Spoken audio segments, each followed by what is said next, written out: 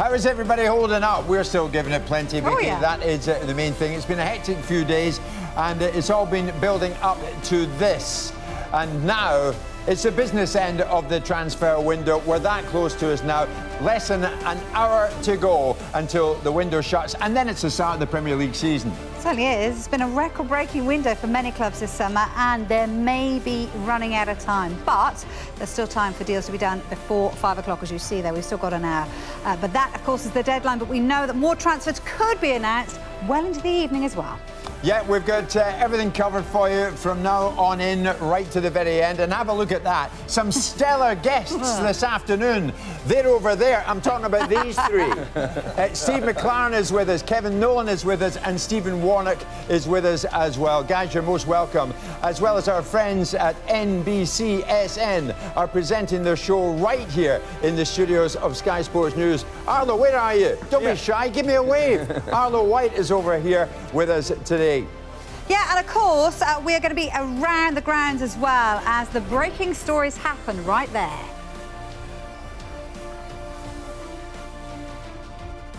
I'm at Tottenham, where the Champions League finalists are closing in on 2 signings. That's as many transfers as they've made in the last 3 windows. One of them will not be Paulo Dybala.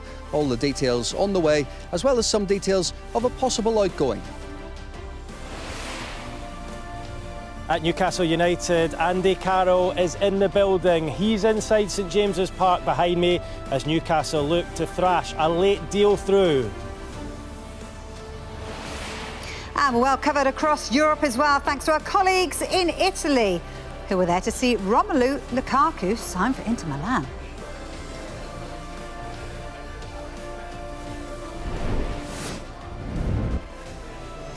So there we are, the countdown is on, 57 minutes to go, and stay with us, we'll take you right through the deadline itself. Remember, 5 p.m. deadline for that. But the breaking news story in the last hour undoubtedly has centred on Crystal Palace and Wilfried Zaha, and in spite of mega interest from Everton and a multi-million-pound bid, Wilfried Zaha stays this season with Roy Hodgson at Crystal Palace. Let's get much more on this now, and we're going to head to my colleague Michael Bridge, who's at Palace right now. Michael, good afternoon. This has been eventful, hasn't it? Good afternoon, Jim. There's always something to tell you when we are at Crystal Palace. It's usually incomings, but the big story here today is Wilfried Zaha is and is staying a Crystal Palace player. I can confirm that. Not only I can confirm that, I've had that confirmed from everyone high up at Crystal Palace and Roy Hodgson, so no need for this. It's over here for Crystal Palace. Roy Hodgson is still... Wilfried Zaha is a Crystal Palace player. He is staying, but I heard that from Roy Hodgson, and he also told me as well. We spoke to him a little earlier, and this is what he had to say.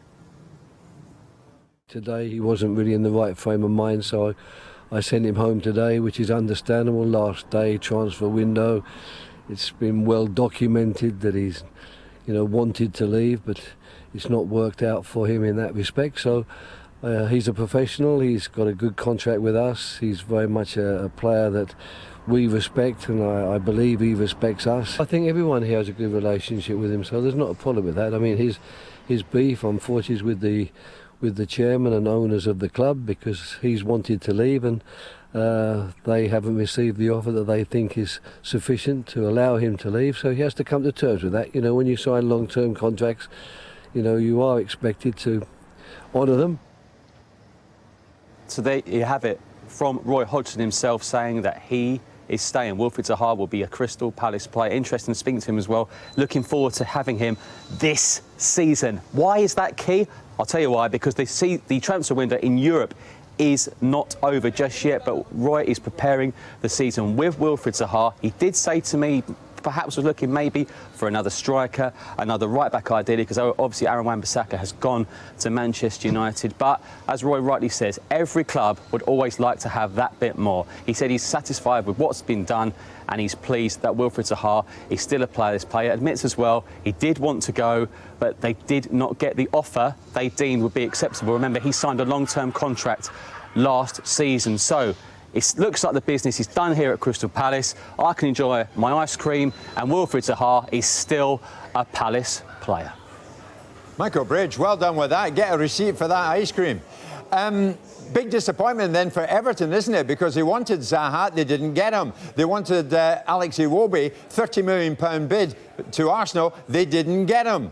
So what's the feeling then at Goodison Park? Let's head to Merseyside now, and Fraser Dainton can bring us right up to date with the feelings at Finch Farm, the home of Everton, of course, their training ground. What's the mood there then, Fraser? Yeah, well, as you can imagine, if social media is anything to go by, it's pretty disappointing stuff as far as Everton fans are concerned. They really wanted to see Wilfried Zaha come here, and the club did, obviously, because they put in a bid yesterday of £70 million plus 2 players, which was rejected. And we understand the valuation put on Wilfried Zaha by Crystal Palace much far north of that, and Everton clearly decided that enough was enough. We were wondering whether they might go back with a fresh bid this morning, but when it got to mid-morning and absolutely no details were coming out of the club about that possibility, we started to think, well, this is probably it then. Everton have decided they don't want to go any further, and as I say, very disappointing as far as the fans are concerned. Alex Iwobi, as you mentioned, was another one that was mentioned, a £30 million bid rejected yesterday by Arsenal. No further news on that one either. The only one that could still possibly materialise, and that was one that developed this morning, was the possibility of bringing in Marcus Rojo from Manchester United. Now, the stumbling block there, we understand, is that Manchester United want to sell, whereas Everton only want to loan. So there's still, nearly an hour for that one to possibly be put through, but we've seen no sign of him here as of so far. So if that is to happen, it's going to have to happen very, very quickly indeed. But 3 names on the list, we understand today, only one of them, by the looks of things, still a possibility. OK, thanks very much indeed, Fraser. Well, look, we are going to stay in the northwest because plenty happening there all the time. You're not going there now, are you? Well, yeah, not quite. Oh, you never make the time. Yeah, so much happening, of course, in the northwest as well, and Everton, as you heard from Fraser Dainton there. But we want to know what's happening at Manchester United at the moment because, of course, we're hearing about Romelu Lukaku going to Inter Milan. So no better place to go than to Old Trafford right now. And you can see James Cooper. What have you got for us, James? Well, we're told that Inter Milan have unveiled or have announced Romelu Lukaku as their latest signing. I'm not sure what the word "thank goodness" for is in Italy, but I know that there'll be certainly a feeling of satisfaction around Manchester United. And I think on all ends of this deal, to be honest, I'm sure Romelu Lukaku is delighted to be starting a new chapter of his career. Inter Milan are pleased to have got their man. They had to pay a little bit more than they wanted to, £53.9 million bid 3 or 4 weeks ago when we were in Singapore. And of course, this morning it all changed, and Manchester United might net themselves up to £73.7 million. And they've also got a buy-on clause added to that. So Manchester United, I think, fairly happy with their business, but the relationship had reached that point where I don't think it was going to go any further. I think Manchester United had looked at that option and thought, we need to get the player out of the club. Romelu Lukaku hadn't played a single minute of pre-season, had knocks, had injuries, I think had fallen out of favour. It is way off the fitness of most of the Manchester United players who worked really hard this summer, and I think all things considered, Manchester United are just glad to get him out. But I think I'd qualify that by saying that, you know, he scored 42 goals in his 2 seasons at Manchester United, almost a goal every other game. In the big game this season at Paris Saint-Germain, of course, he scored 2 goals in that win there that Manchester United shocked the rest of the world with. So he has played his part, but I think the way that Manchester United want to play football under Ole Gunnar Solskjaer means that, you know, that's the end of the road for Romelu Lukaku. And I think the only slight dissatisfaction as far as United are concerned is they haven't got a replacement. They haven't got a central midfielder, which I know Manchester United fans were yearning about. I'm sure we'll be told that Ole Gunnar Solskjaer is happy with his squad, and it is a better squad than what it was going into the transfer window, bearing in mind 2 teenagers have come in and he's smashed the world defender record with Harry Maguire. So it is a stronger proposition, but I think they would have liked a little bit more quality. Some of the younger players are coming through, and as Fraser just said at Everton, I think Manchester United would dearly love to get Marcus Rojo off the books to make a sale to Everton. I don't think Everton are quite so amenable to that. I think they'd like a loan situation, and I think it's more than likely in the next hour we'll hear that Marcus Rojo is remaining at Manchester United unless they can come to some sort of deal. But I think money will be the stumbling block. So I think for this transfer window, it was one that promised so much, delivered quite a bit, but at the end of it, the sting in the tail isn't that the quality has arrived, it's that it hasn't.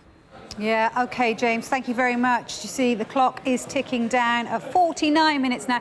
We're going to be talking to the guys about the situation with Romelu Lukaku and Zaha as well in just a moment, but let's get more on it. in Milan then. Now let's cross live to Nicolo Amini. Nicolo, so does this feel like an important signing, do you feel then, for Inter? Hi, buongiorno, benvenuti. Yeah, it's very, very important for Inter Milan. There's a lot of enthusiasm among the fans of Inter Milan because Romelu Lukaku is traveling right now, from the center of Milan to the training center of Inter Milan near the city of Como, and the people are waiting for him, for Romelu Lukaku to arrive at the training center to meet Antonio Conte. And it is very important as well, the enthusiasm we saw yesterday evening when Lukaku arrived to Malpensa airport, to the airport of Milan. 200 people waiting for him, to cheer him, to welcome him. So the enthusiasm is very big, and the sensation is Inter Milan fans think they have a new top-class player now up forward. Yeah, well, you just heard from James Cooper about his goal-scoring ability. You certainly do have a top-class player in Romelu Lukaku coming to Italy. One player that Spurs fans were getting really excited about is Paulo Dybala, but that deal is now off. Tell us why. It's very difficult, the situation, because the deal was almost done for Juventus, not for Dybala. But then the problem was really Lukaku, because Juventus got stuck without a backup. Without a backup, if they sold Dybala to Tottenham, they had no backup for him, because they were waiting to get the Lukaku. But then Lukaku chose Inter. Inter got Lukaku, and now Dybala is difficult to sell for Juventus. There are short time now for the transfer market in England. It will be very, very difficult for Dybala to join Tottenham. At the moment, Dybala stays at Juventus. OK, ciao. There you are, that's my Italian. Ciao. Thanks, Nicola. So a massive, massive deal here on deadline day, and this is how it was announced. Typically, it was on social media, and it was on Inter Milan's Twitter page, @Inter. They posted this video from Romelu Lukaku. Inter is not for everyone. That's why I'm here.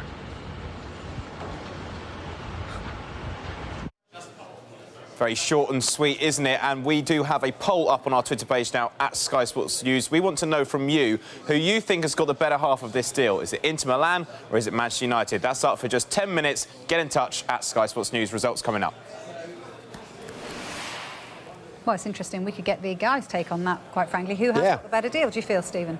I'd say Manchester United. I think it's a good deal for them. I don't think he suited the way that Manchester United played. I think he was unhappy at the club when he stated that he wanted to leave. And when you've got a player who's unhappy at the club, you don't want him in the changing room, you don't want him in and around the place. So, good deal for United. It seems, Kevin, I don't know about you, it seems Lukaku's been around forever. I've seen it in a Chelsea shirt, a West Brom shirt, of course, of late at Manchester United, now into Milan. I wonder if we're about to see the best of him.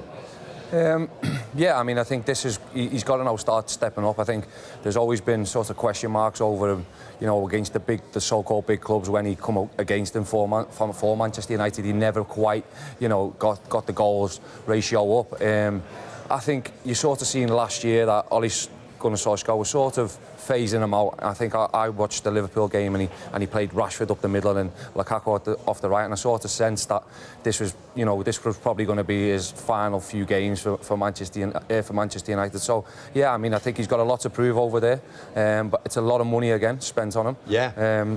But I agree with Stephen. I think it's a fantastic deal for Manchester United. It's funny, Steve. At the time, I don't think a lot of Everton fans they were not happy that they lost him to Manchester United. And now, conversely, I think a lot of Manchester United fans are saying, well, the best thing to do is that he goes.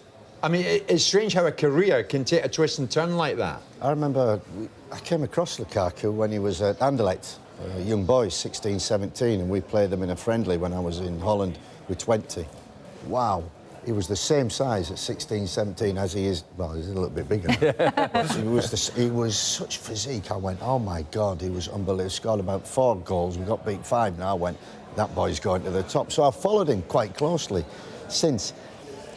And some players some players are top 2, some players are top 6, some players are middle, some players are bottom of the Premier League, and he's always seemed to be that middle, trying to get to the top 6, but somehow just falling short.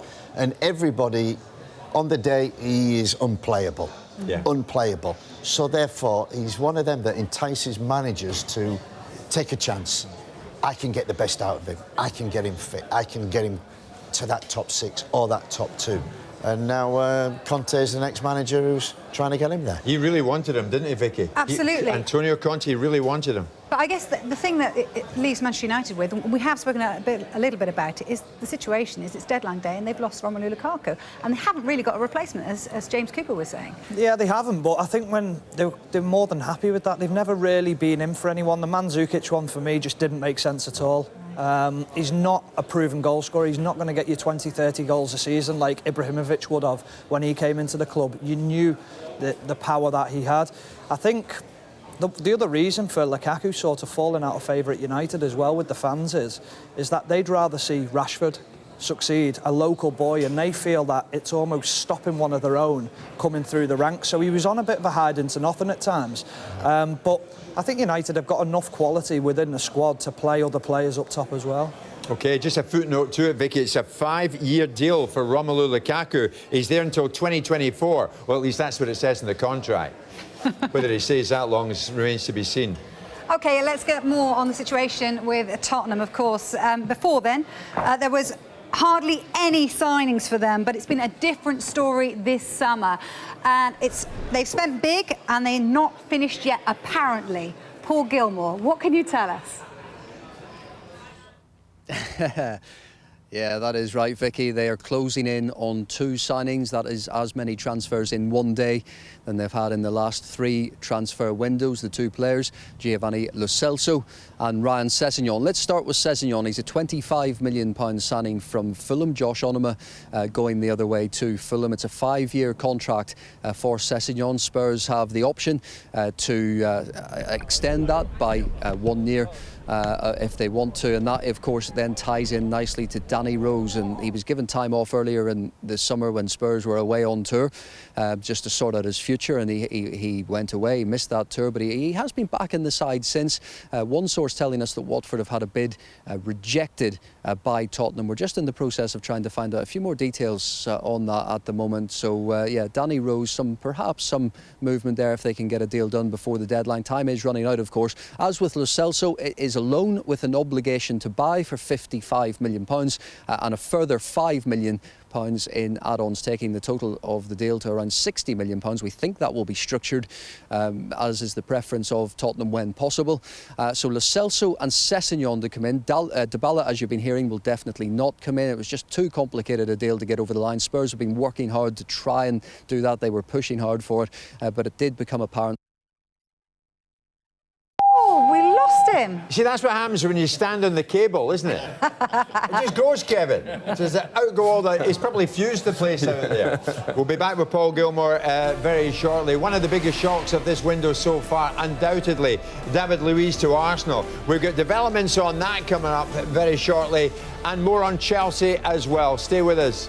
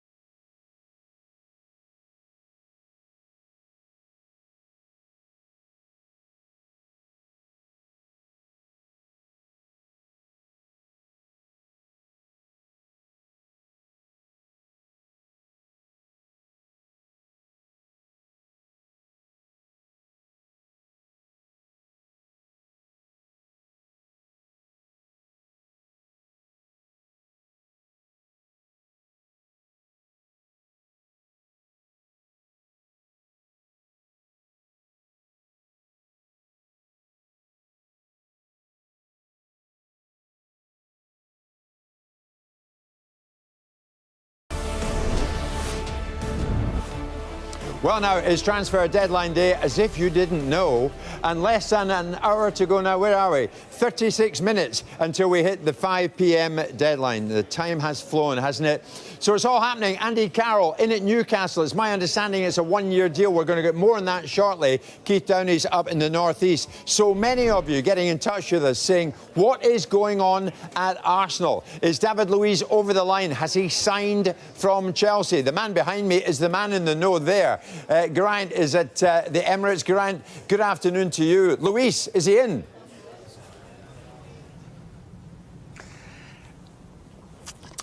Right.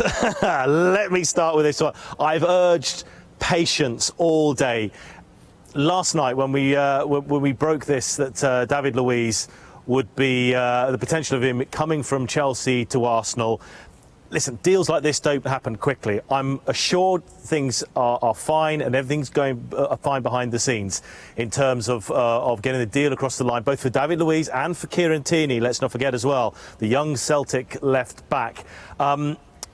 We may not have official confirmation in the next half an hour or so. You know, as long as the paperwork from the clubs is all filed before that 5 p.m. deadline, it doesn't necessarily have to be sort of made public by then. So it could happen in the next half an hour or so. It may just drag on a little bit beyond that 5 p.m. deadline. But I am assured that things are going well. They have gone well. It's just a matter, as I say, and I please apologise profusely to those people who are getting fed up with me saying this word, patience. Just have some patience.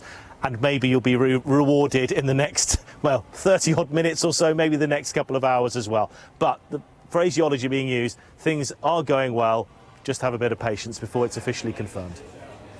Geraint, thanks very much indeed. We'll be back to Geraint because obviously some unfinished business there with 34 minutes to go until we hit the deadline. David Luiz set to be in at Arsenal. Kieran Tierney, of course, came down this morning from Scotland and he will be a £25 million signing for Arsenal from Celtic. Big reaction to that in Scotland. A lot of Celtic fans not happy that Kieran Tierney is leaving Neil Lennon and Celtic and heading to Arsenal. Still, many would argue it's a great career move for him. Look at that.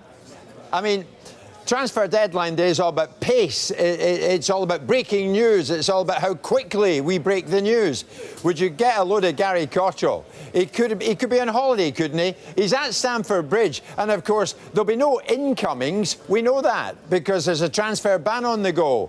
So who's going out, and what can you tell us? You look very comfortable, my man.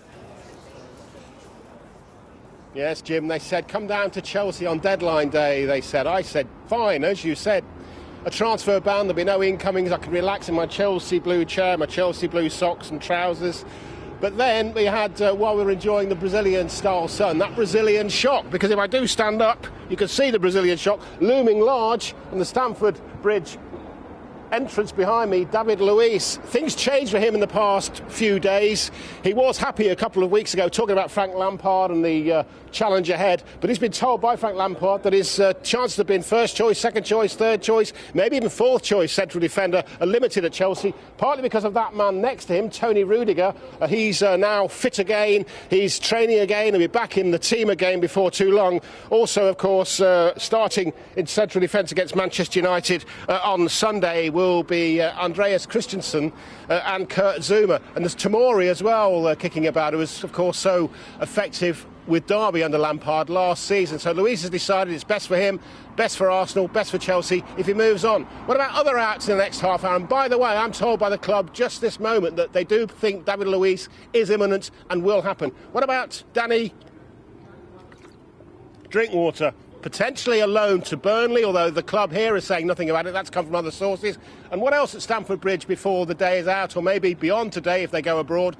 Zappacosta and Bakayoko potentially going out on loan. We're relaxed, Jim, but we hope it's all going to happen soon.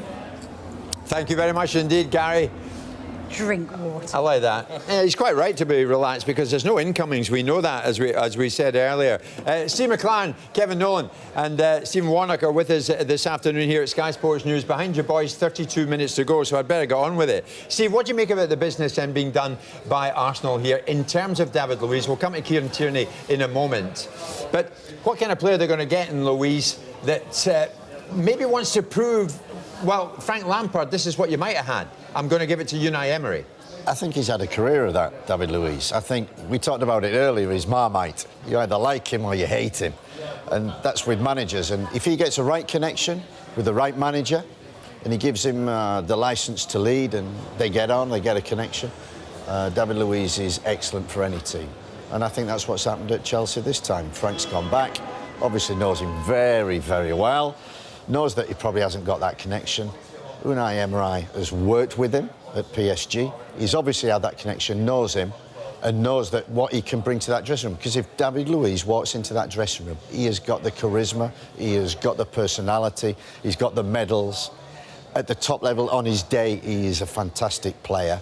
He can get the best out of him. And I think it's a good move for David Luiz, and it will give the youngsters a chance at Chelsea. How are you feeling then, Kevin, as a centre-back at Arsenal right now, when somebody like David Luiz, I mean, we heard from Graham Lasseau earlier on saying what a character he was. How are you feeling when he walks into the dressing room? Well, it's a big statement, isn't it, when you're taking it off your rivals. Yeah. And I think, you know, as Steve just said there, you know, he's worked with Unai before, so Unai knows him already. He knows what he's going to bring to his team or what he wants to bring to his team. So I think as a centre-half, I'll be thinking now, well, I've got to prove myself, or is there something still to prove, or I've got to prove myself to the manager again. But look, it's competition, and as footballers, when you're at the top clubs, you've got to expect it. And what happens with these boys is that when they're expecting it, they've got to step up, and if they don't step up, they move on. That's just football. But for me, I think it's a great bit of business for Frank Lampard, and him making a little bit of a statement of, this is my club, I'm going to do it how I want to do it, and I'm really excited to see the new Chelsea side under him. Stephen, let's throw one to you about Kieran Tierney. Your position, he's a player I'm quite sure that you're well familiar with. This is a massive move for Kieran Tierney. Yeah, it's a big move. It's a great move for him to apply his trade in the Premier League. I think a lot of people have talked about him, similar mould to Andy Robertson, them two fighting for the positions at the national team, but then putting Kieran Tierney as a left-sided three or a left-sided centre-back. So he's got that presence to play in both positions, which is also an attraction to Unai Emery. But he's an exciting player. Great assists as well. He is very similar mould to Robertson, maybe a slightly bit bigger framed, but yeah, an exciting sign. And I also think it's a good price for him, very good price. I think everybody was relieved all round last night, Vicky, the player, Celtic and Arsenal, when the deal was eventually done, because it's been going on for days upon days. Yeah, it's been going along a long time, but I think the player has always kept himself very quiet. He's very loyal to Celtic. We know he's a Celtic fan as well, but the lure of coming down to England into the Premier League, a new sort of plan by Unai Emery and Arsenal to play a different way, to start building again, to get back in the Champions League. What a fantastic challenge.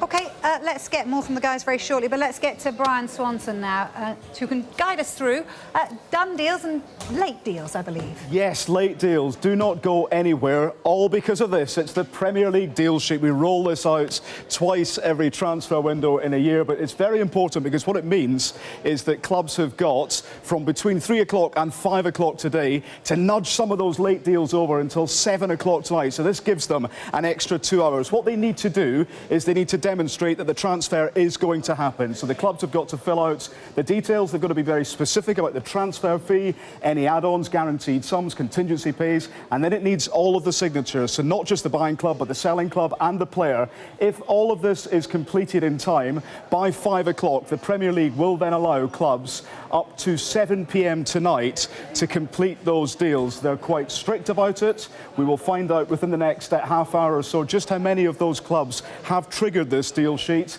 Lots to look forward to. Stay with us. Well, one deal sheet which is all done, Brian, is Romelu Lukaku. He's made his move to Inter Milan from Manchester United, and we asked you on our Twitter page at Sky Sports News, who got the better half of that deal? Was it Man United or was it Inter Milan? Well, 50,000 of you have voted, and that is what you've said. 56% of you have gone for Manchester United. 44% say that Inter Milan have got the best half of that deal. Lukaku, a proven striker, going to Serie A, but it seems like the fee that he commands means that Manchester United have got the better deal. Stay with us because we've got some social hits coming up to tell you why some of our reporters have been trending online this afternoon. Thank you, Jasper. He's been busy on that social, hasn't he? But look at this. This is a very busy office. It goes crazy here on deadline day, quite frankly, and people are smashing these computers to find out the stories. Jamie, what are you looking at the moment? João Cancelo just moved to Manchester City and we're just cutting his first press conference. So you get to cut it all and you get to do all the pictures, don't you? Exactly, so we get the first look, we get to find out what the viewer really wants to see. And the big breaking news is the fact that the pizzas are almost in the building, aren't they? Yeah, some came at lunchtime and we're hoping there's going to be another lot later on for us because busy. Double whammy coming your way. Do stay with us because it's busy, busy, busy, isn't it? We're going to be hearing from Watford next, so stay with us after the break. Plenty more coming on Deadline Day.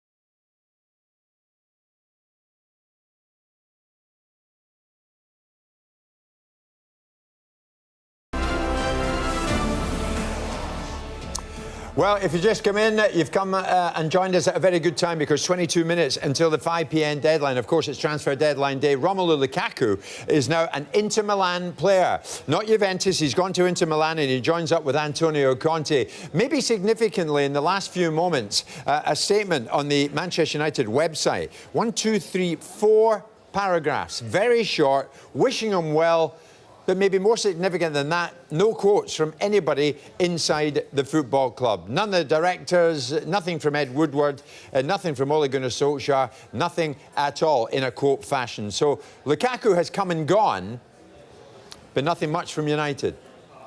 Yes, interesting, isn't it, that? But let's get more now from Watford, because they have broken their transfer record today. They brought in Ismaila Sarr. JD Dyer, as you see here, is patiently waiting to speak to us. So what can you tell us about this deal, JD? Yes, Vicky, this Ismaila Sarr deal was one that accelerated very, very quickly. As of 10 a.m. this morning, our sources were turning around and telling us, as we understood, that the deal looks very unlikely because of clubs being unable to understand each other in terms of the valuation for the player. But as things happen on deadline day, and 2 p.m. was a time when the two clubs actually reached an agreement in terms of Ismaila Sarr becoming a Watford player. What we know about Sarr is we all saw him star in the African Cup of Nations this year for Senegal as they were runners-up in that tournament. Before that, he's an exciting attacker that was at Rennes before that, and before that time, he was at Metz in France as well. So at this moment right here, we can confirm the Watford record club transfer is Ismaila Sarr, and he signs on a 5-year deal. Thanks very much, JD. You may remember this one just a few minutes ago. Manchester City strengthening ahead of the start of their title defence. The signing of the fullback, Jack Cancelo. We heard from Jamie. He was cutting the pictures of his press conference. So Ben Ransom was at that news conference. So let's hear from you now, Ben. What have you got for us? Yeah, great team effort. I was there asking the questions, back in the studio cutting the grabs from João Cancelo, who was in good form. He was very relaxed, and what a great bit of business Manchester City feel they've done with this player. Comes with a lot of experience at international level, and of course huge clubs right across Europe, and they've signed him for a net spend of £26 million, with Danilo going to Juventus in the other direction. So that was confirmed by City last night. Today the player had his first taste of training here at Manchester City, a session put on by Pep Guardiola. Got to meet his new teammates, some of whom of course he already shared a bit of a past with, not least Bernardo Silva. He played with him at Benfica and of course for the Portuguese national team. So I asked him whether he'd spoken to Bernardo before joining the club. Yeah, we've talked with Bernardo Silva several times before, and Bernardo has always said this is an amazing place to be, and also the style of play of Manchester City is very good, and I think it's an ideal style for me to develop.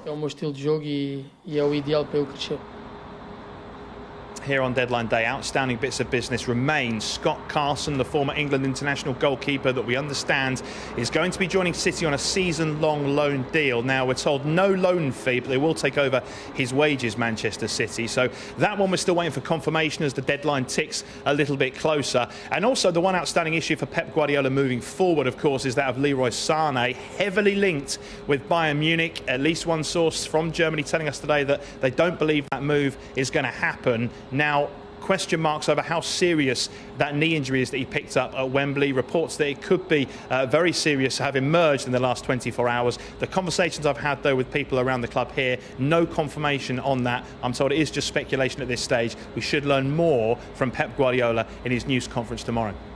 OK, we'll have to wait until tomorrow on Leroy Sané then. Thanks ever so much, Ben. Meanwhile, Brighton have brought in Aaron Moy from Huddersfield, and Jessica Crichton has been very busy today, joining us now from the club's training ground to wrap up the transfer dealings there. What have you got for us, Jess? Yeah, I've been busy. Brighton have been pretty busy as well during this transfer window, Vicky. This is their fifth signing of this window, adding to their senior squad.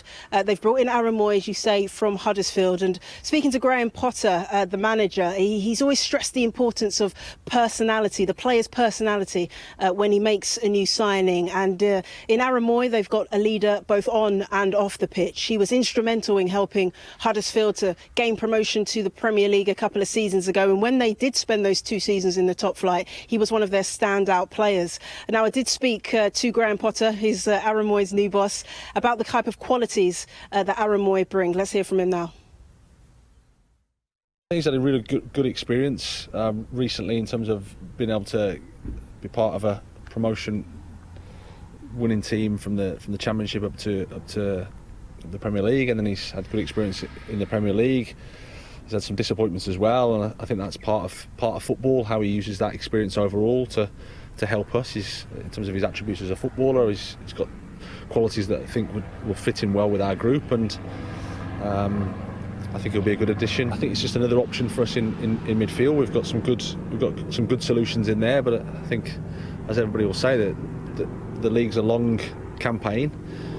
You need a squad and a group to be able to give you different solutions, and I think he's a little bit different. I think that's the key thing with the players we've brought in, slightly different to the ones we've got, and I think there's a good balance there in the group now. Well, that's a glowing report card, if ever I've heard one from a boss. In terms of Moyes' footballing ability, there's no mistaking he brings creativity. He's a playmaker, and that's something that Brighton have been missing in recent seasons. Someone that can help create chances to enable them to score more goals, as they hope to not have to battle relegation for the majority of the season as they did last time out. Now, it is a season-long loan, and then he will possibly return to Huddersfield, depending on how well he gets on here. But he is keen on playing Premier League football again. That was a big part of bringing him here. I bumped into him a little bit earlier. He was all smiles after passing his medical. He is eligible for that opening game against Watford at Vicarage Road in a couple of days' time. So it'd be really exciting for the fans to get their first look at him and all the other signings that have been made during this transfer window, Vicky. It certainly will. Thanks very much, Jess.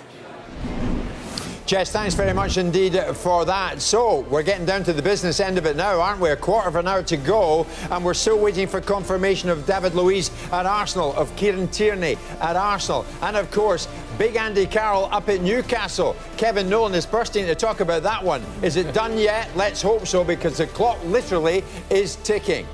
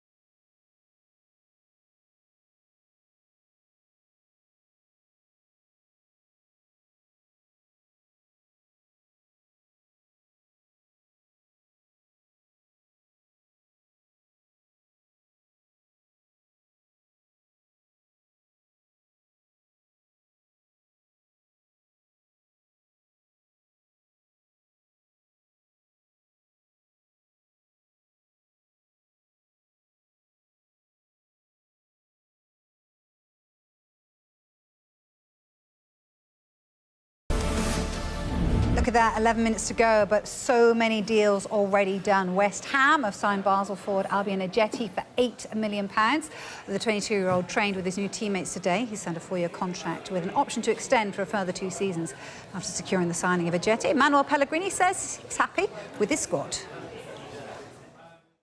We have 2 players in each position, good players, so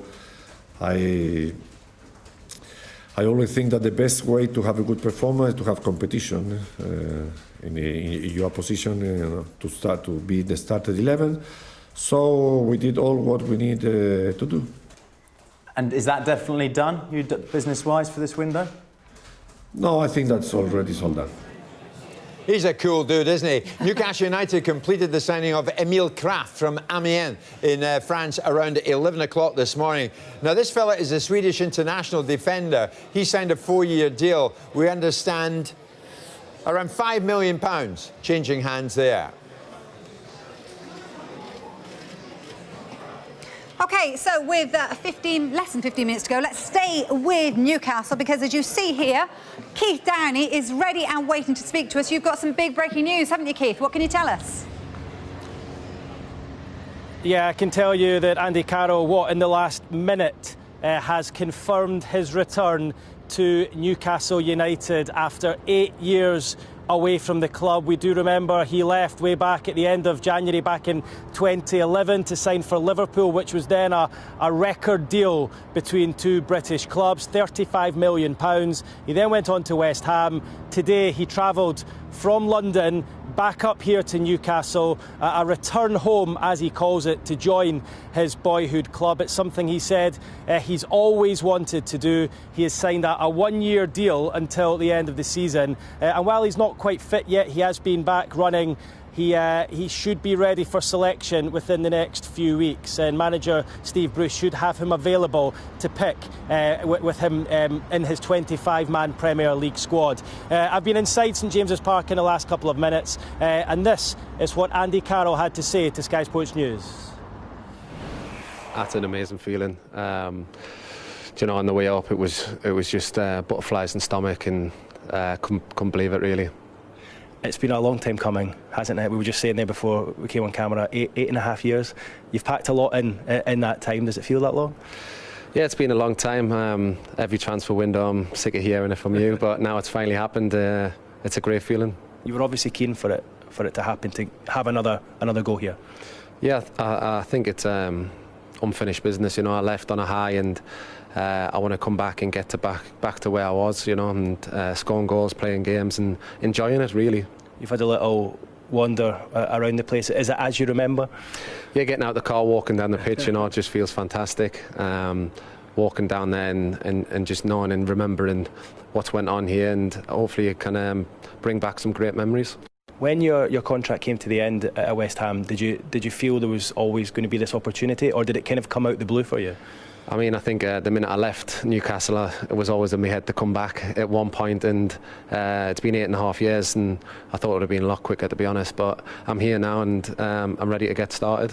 I mean, it's been 8.5 years, but you're only 30. Plenty of football left in you, isn't there? There's plenty, yeah. I've missed a lot of games, so there's plenty in the tank, and like I say, I can't wait to get back out there and get started. Can't wait to get back in the dressing room, see all the lads, and just enjoy my football. You've obviously had your fair share of injury problems. How are you right now ahead of the new season? I mean, it's been tough. I've been in every day over the summer. I've still been working with West Ham, and I feel good. I've started running outside, so hopefully I can just hit the floor running here, and get going. A lot of competition for places up front. Obviously the club's splashing out £40 million on Joe Linton. Dwight Gale's still there as well. Muto, there's a few of you. Are you hoping once you're fit to go into the starting lineup, or are you willing to bide your time? Yeah, I've got to bide my time. I've got to get fit. I've got to get back in the game really, and work my way in. And if I deserve a starting 11, then that'll happen. But I've got to show that I'm fit enough to get there first. What's the manager said to you? Just happy that I'm here, happy to get started, and work hard and just enjoy it, get behind all the lads, and I'm going to be one of the oldest in the dressing room now, so just build the lads together. Some supporters congregating outside wanting to speak to you. Is it how it was back then? Does it feel the same? Yeah, like I said before, it's an amazing feeling, and it's probably, when I put the shirt back on, it's going to be probably a better feeling than it did the first time. You know, it's something that I've wanted for a long time, and now it's here. Do you think you cherish things like this more the older you get? Because obviously when you broke through, you were so young. Yeah, when I was young, I was immature. You know, growing up playing in the academy reserves, just thinking that's always going to happen. It's easy, you know, and then playing for your boyhood team, and then going away, you realise what you had and what you missed, and coming back, it's just something, you know, only dreams are made of. Yeah, Andy Carroll there speaking to me just a short time ago, saying that he's willing to bide his time. I don't think Andy Carroll bides his time, but that's him back here at St James's Park, the club that he grew up supporting, the club he went on to play for, wore that number 9 jersey. He's back here for one season, and let me tell you, just standing next to him in the first team dressing room there, he looks in terrific shape. He looks like he'll go back out there and play. Now, while he's only out running at the moment, he does hope to be back in the next few weeks and battling Joe Linton for a place, battling Dwight Gale, battling Yoshinori Mutu for a place up front. And I think it's fair to say now, Steve Bruce, ahead of the new season against Arsenal on Saturday, does have plenty of options. Newcastle have added 5 new signings this transfer window, 2 today in the shape of Emile Kraft, a $5 million signing from Amiens in France, and then the last-minute arrival of the former hero Andy Carroll, who joins Newcastle. While he might not be in the squad for the match on Sunday, he's back in Newcastle, and he says he can't wait to go out tonight, catch up with his family, catch up with his friends, and go out for some food. It's a return home for Andy Carroll. He can't believe it. He can't wait to pull on that black and white shirt again. Yes, Steve Bruce certainly endearing himself to the Newcastle fans tonight. Thank you very much, Keith Downey. Keith Downey just about got us all crying here, not least Kevin Nolan was reaching for the Kleenex. It's his mate we're talking about, big Andy Carroll. We're going to get Kevin's reaction to that in a moment. We're going to head to Arsenal. Grant, what news? Yes, one of 2 deals official over the line. Kieran Tierney, the very exciting young 22-year-old left-back from Celtic, he is now officially an Arsenal player. He will wear the number 3 shirt. He completed his medical at the club's training ground earlier today. All the paperwork necessary to get this one over the line has been done as well. So Kieran Tierney, 170 appearances for Celtic, 12 Scotland caps. He is now a Gooner. Unai Emery, very excited to have this player in his defensive lineup. He's somebody he's been wanting for some time, but he's got his man, Kieran Tierney, one of 2 deals we expect Arsenal to do today. Geraint, thank you very much indeed. So there it was. Kieran Tierney is in at Arsenal. Kieran Tierney, born in Douglas in the Isle of Man. Something I didn't know, but really you don't really need to know, do you? Kieran Tierney then in at Arsenal. We wait for news of David Luiz. Kevin, I've got to come to you. Andy Carroll. You've known about this for ages, haven't you? Not for ages, for a couple of hours, yeah. I mean, I spoke to him as he was on his way up to Newcastle, and you could tell by the excitement in within the text, if you like, that he was delighted to be back. And then just watching that sort of interview there, you can see the emotional side of him coming out. I think he goes back there a better man. You know, he's got 4 kids now. He's settled. He's got a lovely partner. So I'm absolutely delighted for him. You know, I think it's a great move. I think Steve Bruce has done a great piece of business, and the deal he's got on him, it's absolutely fantastic. What are they going to get out of him, do you feel? Because he talks about, the fact that he's now a little bit more mature. He talks about, the fact that he had a youth and, perhaps some people that influenced him, perhaps in a bad way. No, it was a good influence. Remember, he lived with me and he had to come and live with me. But no, I think what are they going to get? I'll tell you, he's. I don't think there's many like him in the Premier League. I think he's a top striker on his day. He's very hard to handle. I remember when I spoke to John Terry after one of the games, and Andy was only a young lad, and he said, "Who's the big lad?" He absolutely pummeled me all for 90 minutes, and that's what you're going to get. And especially when he pulls on that black and white shirt, you'll get that extra 10% as well. And as I said, I'm absolutely delighted for him. It's a great move. I'm hoping now that he can get himself fit, stay clear of injury, and then he can, because I'm sure he'll be an absolute success up there. Steve McLaren, I heard that he signed on condition that Kevin Nolan wasn't returning to the football club. Talking about shirt sales, can you imagine it? You've got to look at our our record together. Steve Bruce might be giving me a call after this when he's As a minder. I know that. That's good. Stephen Warnock, we were talking about Kieran Tierney. That's a great bit of business. What a deal for him, though. What a time in his career. He's just a youngster, 22. Yeah, brilliant. I think he'll learn a lot from Unai Emery as well. For me, he's one of the best managers last season. The tactical changes that he made during games, the progress that Arsenal made. A lot of people might look at that and say, well, how well did they actually do to reach the Europa League final? I thought was massive progression for them.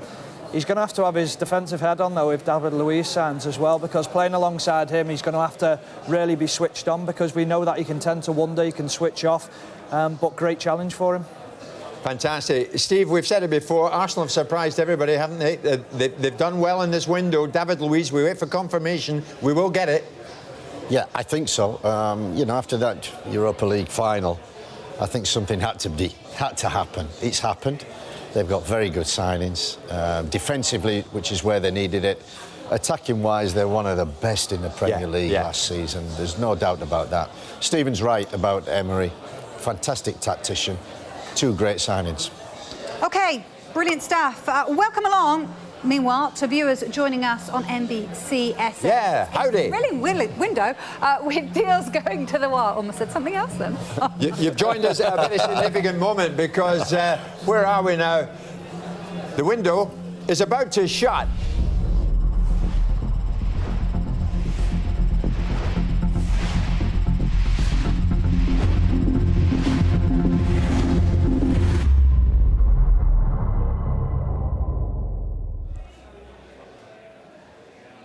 There you go, everybody. Yeah, well done, everyone. Hard work over. Just about. Happy New Year. What a great moment. Do you know what? Kevin Nolan, I'm so glad you're here, Kevin. Every time I see you, we always get talking football. You've got such a passion for the game. I don't think I've seen you like that. I've got to be honest. When the Andy Carroll interview was being played there, Keith Downey spoke to him. Steve was watching it. Stephen was watching it. You could not take your eyes off it. You are thrilled for your mate, aren't you? Yeah, I've got to admit, I'm absolutely delighted for him. I remember, because I can still remember the transfer when he went to Liverpool. I was there, I was with him. He was at my house, everyone was looking for him. He was at my house, so and they were coming back, and it was between Tottenham and Liverpool. It was in limbo where he was going to go. And I'm there, obviously in his ear going, Liverpool. It's got to be Liverpool, it's got to be Liverpool. And then obviously he went. And I remember that, the first thing he said as he was leaving, he said, I'm coming back though. I am going to come back. And it's so, and I think he said it in his interview there. Well, he actually did. He said, I've always, thought I'd come back. I thought it might have been sooner. But yeah, I just know how much he'll be delighted now, and all his family. You'll all be absolutely ecstatic that he's back playing it's for the team. one of these stories, Vicky, of the window, isn't it? Absolutely. And I mean, in terms of Steve Bruce, all the papers initially were saying, you've got to get the Newcastle fans on side. You know what it's like to be the boss of Newcastle. You know what those fans are like. So is this like an arm around? Is this like saying, look, come with me, guys. This is what I can deliver for you? A hero. Steve Bruce will be the happiest man in the whole of Great Britain, because that's just what he needed. Yeah. And the beauty of it is that he's made signings already. He's got Dwight Gale, Joe Linton. He can play them, he can start them. In the meantime, he's got Andy Carroll coming in the dressing room, coming in the town, coming in, selling all the shirts, taking all the hype away from everybody, and the expectation that in 5 or 6 weeks' time, Andy Carroll might be fit and competing for a place. So he's got I wouldn't say a little bit of respite, but certainly he can look at things, introduce Andy Carroll nice and slowly, have a look at his team, and Andy Carroll could, in 5 or 6 weeks, be an unbelievable asset on the field, while previous to that, he's going to be a fantastic asset for him, in the dressing room, in the club, in the town, with the fans and everybody. It's a win-win. Total win-win for everybody. Good stuff. A friend of mine, Stephen, is getting in touch with me saying, he's an Arsenal fan, are you kidding? It's Arsenal's window. Pepe, Lacazette and Aubameyang up front. Kieran Tierney's in. We're waiting for David Luiz. And you guys are going on about Andy Carroll. He's having a laugh with me. But, I mean, to an extent, he has a point. This has been a great window for Arsenal, as we were saying there with Steve. Yeah, it has been very good. Pepe, you look at him, and my only concern with him, the money that they've paid for him, he's only played 1 year at his club now, and they've bought him off the back of that success. To come to the Premier League, very difficult to do, so that is a big outlay. David Luiz, how will he fit in front of, with losing a Kante in front of him? That protection, can he cope at Arsenal without having that protection? Kieran Tierney is the signing of the window for me for Arsenal anyway. I think he's the standout player. Well, look, you talk about Everton, but you talk about Arsenal, but I think Everton have had a really good window. We're going to talk about the fact they missed out on a player in a minute. But what do you feel, Kevin? You know, they've got plenty of players coming in. Yeah, I mean, they've had a fantastic window. They've strengthened in every department. And for me, I think he's done some great business, Marco Silva. I think he'll be disappointed he didn't get the Zaha one over the line. But when he looks back over this deadline or over this transfer window, he will come back. He'll be reasonably, very happy, I should say. And I think they'll be coming into this season really positive that they can sort of make a few waves and start, touching that top six. I'm sure. Do you feel that there might be a bit of a movement in the top six? Because that's what the kind of mood on Twitter is. You feel that there's a lot of teams out there thinking we can knock on that door this season. It looks like it's going to be a lot closer. I mean, the ideals, you look at Liverpool and Manchester City, who ran away with the points last year. Now you're looking for other teams to try and take points off them to bring that tally down and to bring themselves into that mix of the top six. I think what Everton have done in the business, and Wolves as well. I mean, Wolves last season and what they've strengthened as well. I think Wolves and what they've retained as well. Yeah, the fact they didn't lose that midfield, did they? Yeah, but Wolves and Everton are the clubs that are really looking strong now. Stephen, can I interrupt you for a second? How's this for a bit of breaking news? Right up until the last moments there, they're trying and they think they still might do it. Everton, at the very end there, we're trying to get Alex Iwobi over the line, and it might well have happened. So a deal is still possible. Kevin, you're reacting the same way as I did there. So right at the very end, Everton were working on this situation with Alex Iwobi, and a deal, I am told, is still possible. Steve McLaren, I mean, right at the end there, they could have got someone in of significance here in this window. Absolutely, and we talked about it earlier, about Everton. Fantastic window. I think this will take them even beyond that. Iwobi is a hell of a good player. And to strengthen, have some width on that left-hand side, right-hand side, he's a good attacker, he can score goals. Yep. I think, Silva's done great business. What do you think's happened there, Steve? Obviously, they've been knocked back for Zaha. And they eventually had to get to grips with the fact, right, that is what's going to happen. He's not going to leave Palace. So maybe late on they've rerouted, haven't they, for Alex Iwobi, and gone back to it. Maybe they've thrown more than 30 million at it. Yeah, and that's the beauty of it, being a manager in terms of the last day of the window. Anything can happen. You have to have plan A, plan B, plan C. And because you're absolutely right, 5 o'clock is the deadline. Right. But we've seen you can make it before that, and you've still got 5 till 7. To do things and get people in on loan, especially where you don't have to do that much of a medical, and that's what Everton have done. Good business. Sure. A lot of Evertonians saying, is it done, is it done? So now that we've started this, we will see it through, and we will bring you whatever news we can bring you as soon as we get it. I like that, though. That's what I love about deadline day, Kevin. Right at the end, a twist, a turn. You never know what's going to happen. Talking of twists and turns, I'm off to do a bit of a twist and a turn because I'm off to move around here because we need to find out what's happening up in the northwest again. We were just talking about Everton as well and how well they've done in this window. So players are leaving all the time, of course. We want to get a little bit more on what's happening at Manchester United at the moment. And I believe, James Cooper, you've got some breaking news for us. Yeah, I certainly have. If you look at the statistics here, it's none out, 1 out and 1 stays. The breaking news is that Marcus Rojo is remaining at Manchester United. He won't be going to Everton. Talks went on throughout the day between Manchester United and Everton about a deal. Manchester United were looking for a fee to take the Argentinian away from Old Trafford on a permanent basis. They weren't able to come up with an agreement with Everton. Everton weren't able to offer a fee that would make that happen. Manchester United not interested in a loan for the player, so Marcus Rojo remains at Old Trafford. The big news, of course, here is that Romelu Lukaku has joined Inter Milan, £73.7 million, and that a 5-year deal. So none in, 1 out, but Marcus Rojo remains a Red at Manchester United. Fascinating news coming from Old Trafford then. So let's find out a little bit more about Crystal Palace there, because potentially the coup of this window is the fact that Roy Hodgson has kept hold of his man, the man that actually put in a transfer request. This man hasn't put in a transfer request, I'm glad to say. Michael Bridge, what can you tell us about Wilfried Zaha? He's staying. Well, I'm aware of. I'm staying as well, I hope. Yeah, but the big news is Wilfried Zaha is staying at Crystal Palace, and that is great news for the Crystal Palace supporters. All summer it's dominated, hasn't it? Arsenal originally putting a bid in, Crystal Palace didn't even consider that offer. Then later in the window, Everton showed their interest, but the source I spoke to Crystal Palace said no one came close for the offer, which the price tag they would have received, they wanted. And also there was that talk there that they would probably consider something of good value around maybe £80 million, and if the club is in the Champions League, and those clubs aren't in the Champions League. Zaha is disappointed, he's upset, he's a bit angry at the moment. Not my words, Roy Hodgson. Have a listen to him now. Yes, he's staying, yep. Absolutely, we're pleased about that, of course. He's an important player for the club, and I'm really looking forward to him doing this year, or this season, what he's done for the last 2 seasons.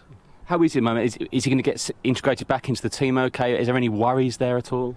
No, I mean, obviously, today he wasn't really in the right frame of mind, so I sent him home today, which is understandable. Last day, transfer window. It's been well documented that he's, wanted to leave, but it's not worked out for him in that respect. So he's a professional. He's got a good contract with us. He's very much a player that we respect, and I believe he respects us here at the football stadium or the training ground. So we expect him to come back and do what he does, and we're looking forward to a season with him again. He certainly respects you, because I know you don't do social media, but he always tweets about you. So it might have helped as well, but that's the importance, is you do have a good relationship with him. I think everyone here has a good relationship with him, so there's not a problem with that. I mean, his beef, unfortunately, is with the chairman and owners of the club, because he's wanted to leave, and they haven't received the offer that they think is sufficient to allow him to leave, so he has to come to terms with that. When you sign long-term contracts, you are expected to honour them, and we certainly expect him to do that, but I don't have any issues with it at all. But today wasn't the right day, so I'm looking forward to seeing him tomorrow, and hopefully he will have come to terms with the fact that he's got another season with Crystal Palace. Isn't it great to hear a manager so honest, just telling you exactly how it is? Love it, love it, love it. Well, you see here, it's all empty at the moment, but Wilfried Zaha will be back tomorrow training. They face, who would have thought it, Everton on Saturday. But attention now must turn to the season, and Crystal Palace have brought in 5 players, Victor Camarasa and James McCarthy joining last night, so no celebration for me to announce that today, cheers, but they did that last night. Camarasa very excited. Neil Warnock says he's a really top player, and Palace have got a good player there. The only slight disappointment probably is they couldn't replace Aaron Wan-Bissaka, who's obviously a fantastic player, great signing for Manchester United. Joe Ward, as it stands, will probably fit into there. Or they're going for a right back in January. We will see. Palace are always busy in every transfer window. Crystal Palace fans, apologies, couldn't get you any new signings today, but your main man, Wilfried Zaha, is still staying. You never say never here, so I am going to stay a little bit longer. I can hear things, not many people are here. I actually think I'm on my own now, to be honest with you, but I'm not going anywhere just yet. I've got a little bit of food left. I've got a sandwich. I'm here just in case, but the main news here is Wilfried Zaha is a Crystal Palace player. Goodness me, that took a while to get out. Michael Bridge at Crystal Palace there. There you go. I think he's going slightly mad, actually. I'm not sure what's going on there. Let's head off to Turf Moor, because Richard Grave is waiting to tell us a bit of breaking news there. Richard, what have you got? Well, as that clock ticks down and the 5 p.m. window closes shut, everyone at every club is saying, what about the players we were linked with? For Burnley, it was midfielder Danny Drinkwater, potential season-long loan move from Chelsea. We've been trailing it all day. Well, in the last couple of moments on Burnley's Twitter account, they've said just in time, welcome Danny Drinkwater. And this really was just in time. We spoke to Sean Dyche about 2.5 hours ago ahead of their game against Southampton this weekend. We asked him specifically about Danny Drinkwater, a player he greatly admires and thinks can add some class and quality to Burnley's midfield, and he said at that point this was a far from done deal, and it was very much up against the clock. I don't think for 1 second he'd come here thinking that he walks in the team. I'd be naive if he did. We like the players that have done well for us over time. On the other hand, I certainly don't think he lacks belief in himself to forge his way into the side, and that's the hunger and desire that we want, obviously, and that extra competitive edge, to the situation we find ourselves in. And I think after a quiet couple of years, I can only imagine he's hungry and he's got a desire to prove himself. First of all, to himself. He's a good player, we all know that, but to prove to himself what he's about, and then obviously that knocks onto the team. So as you can hear from Sean Dyche, Danny Drinkwater is a player he rates highly. He said going all the way back to his days at Watford, Danny Drinkwater was somebody that always appeared on the scouting report. He feels that he's got a player with a point to prove and someone that can enhance the squad he's already got. And the good news for Burnley and their fans is that this afternoon, Chelsea's midfielder Danny Drinkwater has joined your club on a season-long loan deal. Okay, Richard, thank you very much indeed. This late Everton deal regarding Alex Iwobi, they're trying to get the deal done. Brian, you know what it's like, these late deals.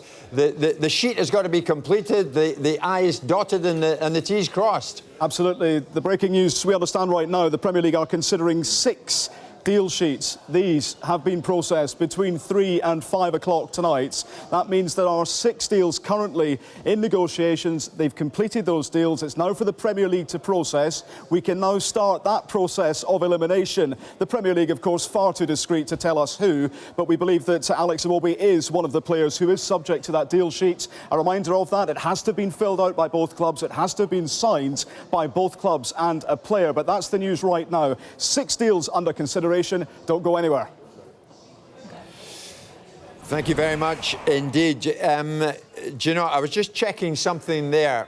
Scott Carson, very lucky fella, isn't he? But, I mean, good luck to him. He's been a good lad and he's given the game a lot. The goalkeeper is in at Manchester City. I think it'll be the third goalkeeper.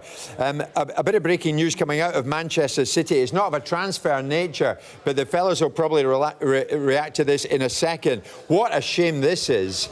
Manchester City have just confirmed that Leroy Sané has damaged the anterior cruciate ligament in his right knee. So he's going to be out for a considerable period of time. He picked the injury up, Vicky, in the opening stages of City's Community Shield win over Liverpool at Wembley. He's undergone testing throughout the week. They've kept this under the radar, and now it's worse than was feared. He will have surgery in the coming week, and everybody at City feels for him here and wishes him a quick and full recovery. But one thing we do know about a cruciate ligament injury is that you can make a full recovery, but Steve McClaren will be anything but quick. Absolutely, and what timing, because it's been a squabble a little bit between City and Bayern Munich, and the player, does he want to go, does he want to stay? And they've kept that very quiet. I saw the injury at Wembley, actually. Did you see it, Steve? Yeah, I saw it, and I thought then, oh, that looks pretty serious. Yeah. One of them injuries that, well, no one's near, and it's turned out to cruciate. But he'll be fit, he'll recover in time, but disappointment for the boy, definitely disappointment for City, and probably Bayern Munich, who probably thought this week they'd try and buy him. Yeah, what a disappointing news to have to bring you with all this excitement going on around the transfers, Vicky. Yeah, and with all the excitement, occasionally things get a little bit misconstrued. So we just want to correct something for you. Just getting some news reaching us right now. Hasn't quite gone over the line just yet. Danny Drinkwater hasn't signed for Burnley just yet. If that deal has gone through and we get a little bit more on that, we will bring it to you. But as it stands, Danny Drinkwater is not yet a Burnley player. And Everton still trying to get this Alex Iwobi deal over the line, although the window is now closed. But of course, the paperwork getting done, it might well be that they've got Iwobi. It's my understanding, personal terms just remain to be sorted out. So we'll see. They didn't get Zaha, but they might have got Iwobi. We'll bring it to you as soon as we get it. Meanwhile, Arsenal have confirmed the signing of Kieran Tierney, but we are awaiting confirmation on David Luiz's move from Chelsea. The latest from the Emirates and Tottenham for you shortly.